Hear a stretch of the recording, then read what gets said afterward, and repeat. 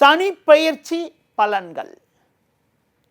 மேஷ ராசி, அஸ்வினி, பரணி, கிருத்திகை 1ஆம் பாதம் ஆகிய நட்சத்திரங்கள் அடங்கிய ராசி மேஷ ராசி.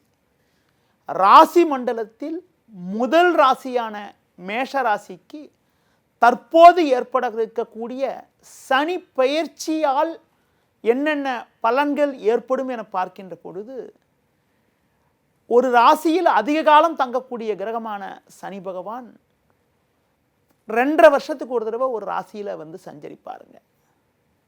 மேஷ ராசிக்கு பார்த்தீங்கன்றால் உலகமெங்கும் பழக்கத்தில் இருக்கக்கூடிய திருக்கணித பஞ்சாங்கப்படி உங்கள் ராசிக்கு வருகின்ற 29/3/2025 இரவு 9:45 முதல் 23/2/2028 வரை சுமார் 3 வருடம் நெருக்கத்தில் உங்களுக்கு பார்த்தீங்கன்னா உங்கள் ராசிக்கு விரயஸ்தானம் என வர்ணிக்கப்படக்கூடிய 12ஆம் வீட்டில் சஞ்சாரம் செய்ய இருக்கிறார்.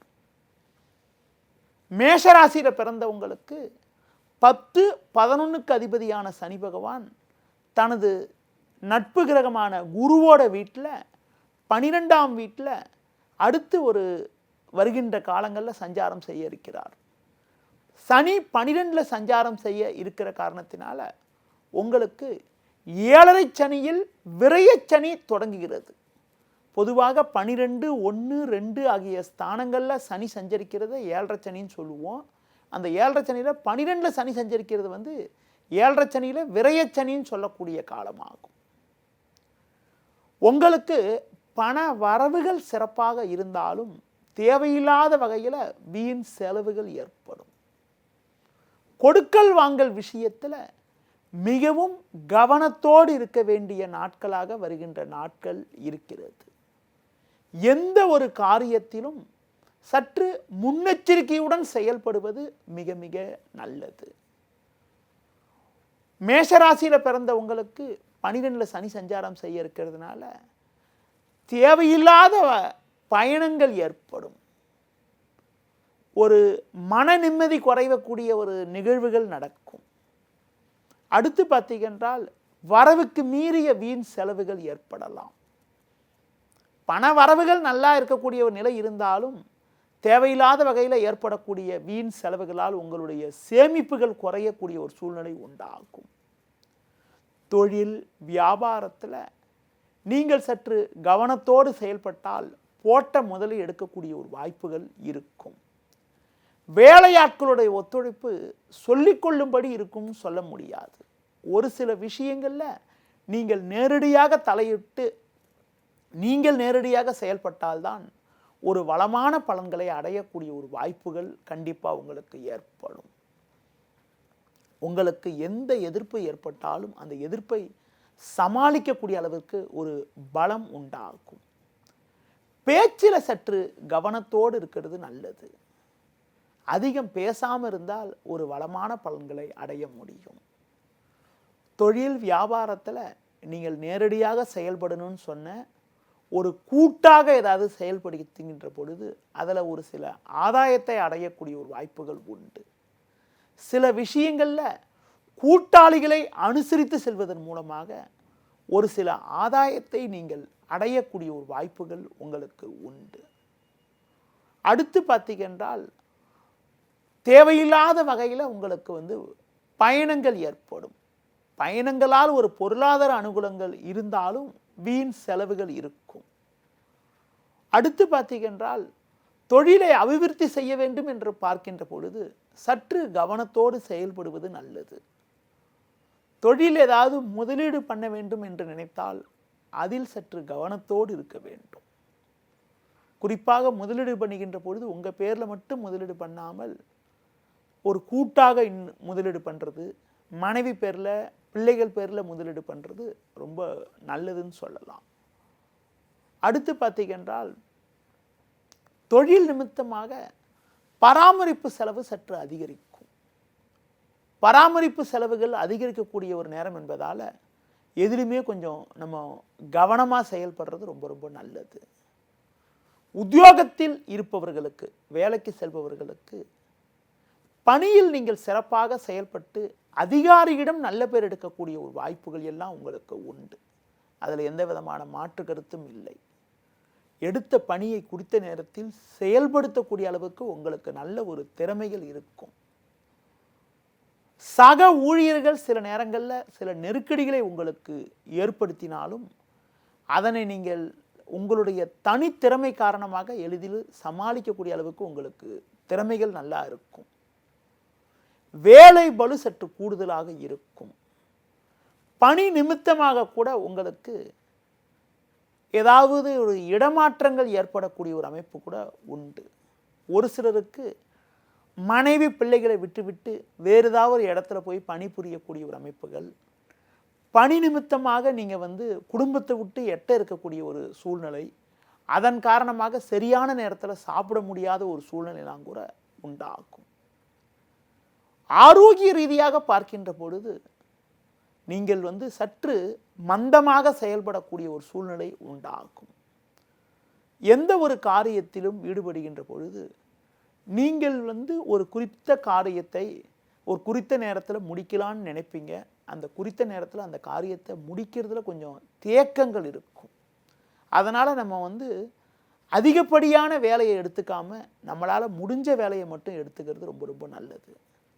வேலைக்கு போகிறவங்க உங்களுக்கு ஒதுக்கப்பட்ட பணியை மட்டும் பார்க்கறது ரொம்ப ரொம்ப நல்லது. அதை விட்டுட்டு ஓவர் டைம்லாம் எடுத்து பண்ணாமல் இருக்கிறது ரொம்ப சிறப்பு. அடுத்து பார்த்தீங்கன்னா, ஒருத்தருக்கு 7.5 சனி நடைபெற்றாலே உங்களுக்கு பார்த்தீங்கன்னா ஒரு சிலருக்கு கடன்கள் ஏற்பட்டுரும். கடன்கள் ஏற்படக்கூடிய ஒரு வாய்ப்பு இருக்கிற காரணத்தினால நீங்கள் என்ன பண்ணணும்னா, பொதுவாக கடன் வாங்குகிற விஷயத்தில் ரொம்ப கவனமாக இருக்கணும். அப்படி ஏதாவது கடன் வாங்கினா கூட அதில் ஒரு பயனுள்ள விஷயத்திற்கு செலவு செய்வது மாதிரி ஒரு இன்வெஸ்ட் பண்ணுறது, ஒரு அசையும் அசையா சொத்துக்களை இன்வெஸ்ட் பண்ணுறது, ஒரு இடம் வாங்கிறது, ஒரு வீடு வாங்கிறது, ஒரு பொருள் வாங்கிறது, அந்த மாதிரி விஷயத்தில் இன்வெஸ்ட் பண்ணிட்டு அதற்காக கடன் வாங்கிறது ரொம்ப ரொம்ப நல்லது.